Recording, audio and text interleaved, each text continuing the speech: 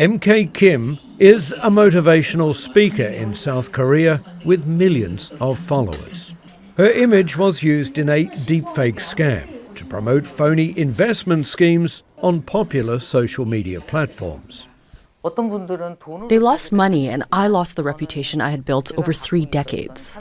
Kim supports the government's new Basic AI Act, among the toughest artificial intelligence regulations outside the European Union. The law requires AI images to be digitally watermarked. Companies must also do risk assessment of all services and provide human oversight of high-impact AI deemed as anything that could threaten a person's safety or basic rights. South Korea is racing to join the US and China as a leader in AI development. The government is building large-scale testing infrastructure, major corporations are signing large contracts, and startups are driving innovation with speed.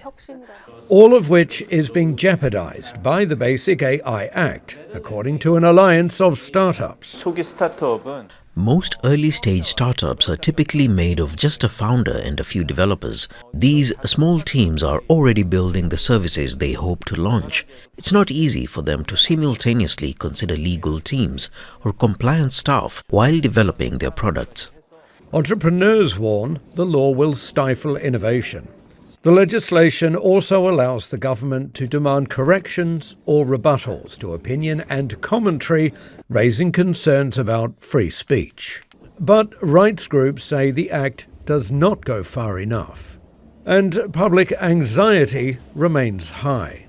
To me, AI is not just a technology, it is a new civilization.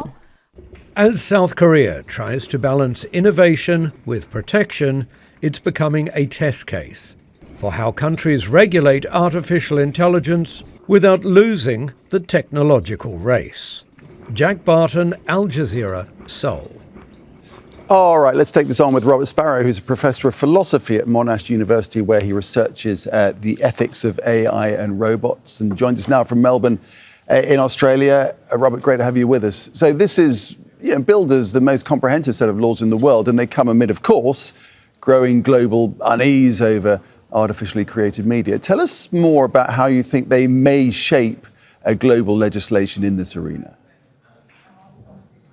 I think the most important thing here is just that they show that it is possible to regulate AI and also highlight just how many issues there are here. You can't say that AI is a revolutionary technology that's going to change the world without wondering whether or not it should be regulated. And so I think this might inspire other nations to take matters into their hands as well. Right. It's also demonstrating the difficulty in this arena, isn't it, to say the least, because you have this criticism that the laws hinder growth and punish startups while doing what they're trying to do and to legislate. Is there a kind of balance to be struck here?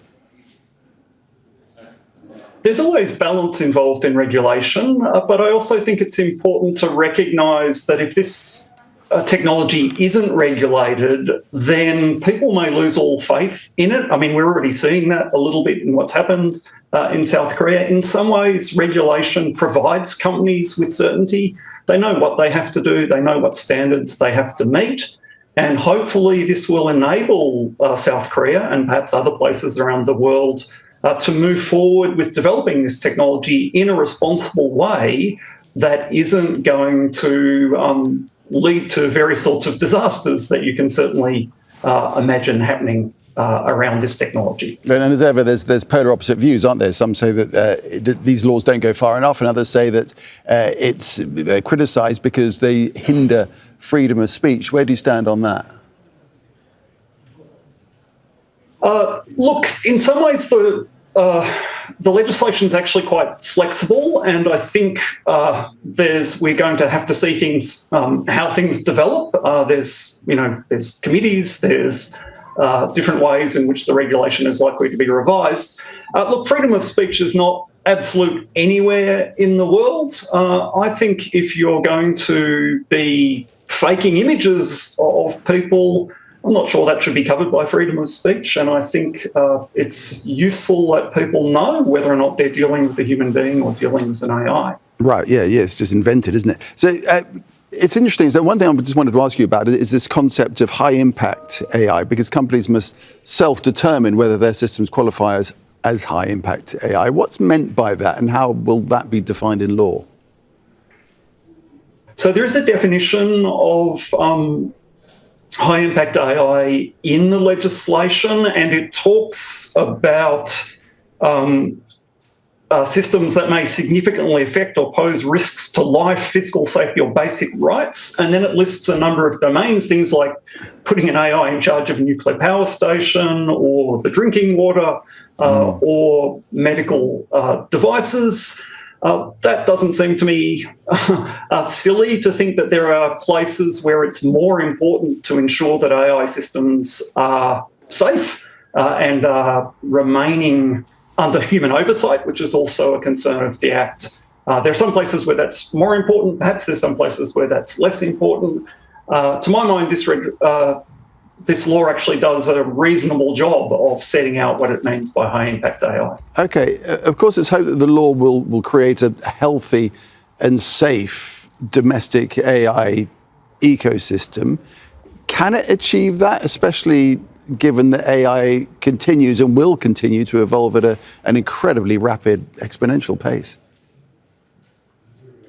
Look, I doubt this is the last time people will need to regulate AI. We still don't know where this technology is going. It might stall. It might, move forward in leaps and bounds. But it would be strange to say that you shouldn't ever regulate because things might change. I mean, that's a problem that governments face all over the place. I think if you think that this is a powerful technology, then it makes sense to maintain human oversight over it. Great to get your perspective, Robert. Appreciate that. That's Robert Sparrow, Professor of Philosophy at Monash University. Thank you. Thank you. Don't miss out. Get the full picture. Subscribe to Al Jazeera for reliable news, expert insight. Like, share, stay ahead.